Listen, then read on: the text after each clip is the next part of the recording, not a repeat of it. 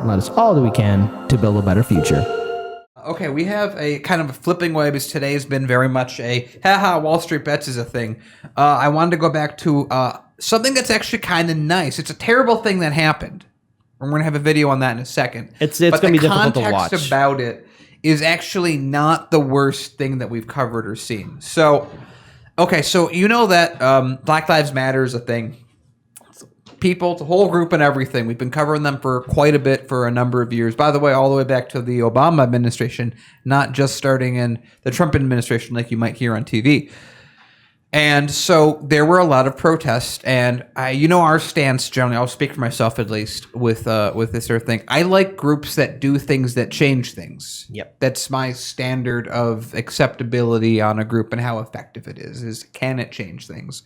And it has, and it did. We've done a lot of coverage on the various things and the laws that were changed because of Black Lives Matter and the protest and the sustained effort they were able to put on city governments. And right now, we're watching, and we're going to watch a video that will be a little bit tough to watch, but it is unfolding these new set of laws, and we're going to be able to watch and see how they affect everything. And this is specifically in Colorado, I forget exactly which city it is, I'll say in the video, but a law was passed because of the protests that restricted and pulled away a decent bit of the what's the word qualified immunity, that you really can't sue a cop directly. You can just basically take money from the city.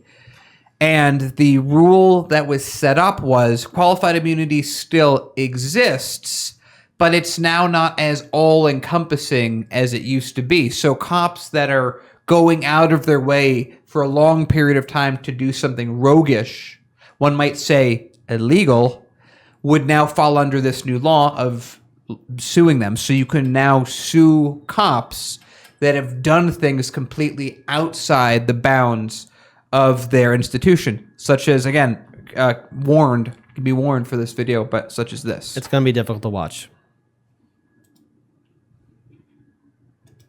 Colorado police under fire for taking a woman and 4 clearly unarmed children, the youngest just 6 years old, and holding them in custody, often at gunpoint, forcing them to lie cuffed face down, as you see here on the ground, scared and humiliated. This was in a salon parking lot for upwards of 2 hours.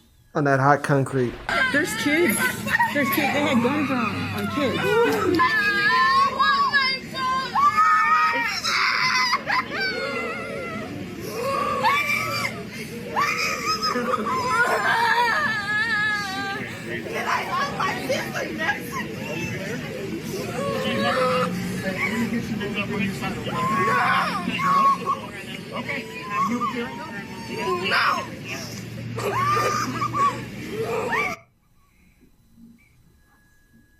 That is hard to watch, even for a few seconds.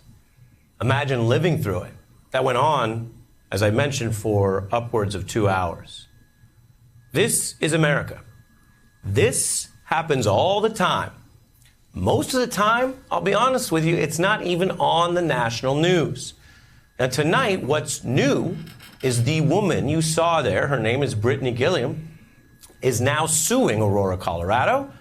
She alleges in court that entire spectacle was an invalid and illegal arrest. She alleges the police were breaking the law. She also notes in her new suit that it hurt and traumatized those innocent children. You heard their cries. She says they now struggle with basic activities like eating and sleeping, and they are in therapy for this. The police department, to be clear, is not even claiming they had an accurate reason for the arrest and conduct you see there by the officers. Instead, they do apologize, and they say they incorrectly thought that vehicle was stolen. It wasn't. Oops. An explanation that many law enforcement experts say does not even justify the force and guns drawn that you saw. Now, here's what else is new tonight. You may have heard that elections have consequences. So do social movements sometimes. The protests over the May killing of George Floyd led Colorado to reform police rules in June, passing a new law that bans some aggressive tactics and also a type of automatic legal immunity for officers which means they can, when warranted, be held personally responsible in court.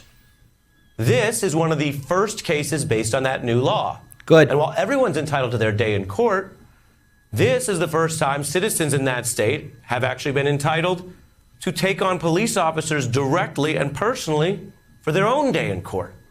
It's very important, and we have some special guests on this story. We are joined now by the attorney for Miss Gilliam and her family. His name's David Lane. We're also joined by Mark Claxton, who's a retired NYPD stop it right there. director. If you go in the show notes below, you can watch the rest of that interview on your own time and see the Coke versus Pepsi, as we always see on the thing. But I want to just put that out there. As terrible as that situation was, that woman might get ownership of those cops' houses. Good. Because of this. And not if George Floyd had not happened, if the protests had not happened, we know exactly how we would have read that story to you had it happened. We would have said, this is horrendous, these cops are monsters, and nothing will be done about it. Now, at least in this area, under these specific circumstances, those cops' very livelihood may actually be at stake. I would love to see their pensions pulled right out from under them, their houses pulled from under them not being able to work anywhere else as a cop, trying desperately to get a job as a bouncer or something of that nature somewhere. It's at least a possibility we can wonder about now that we couldn't a year ago. Mm-hmm.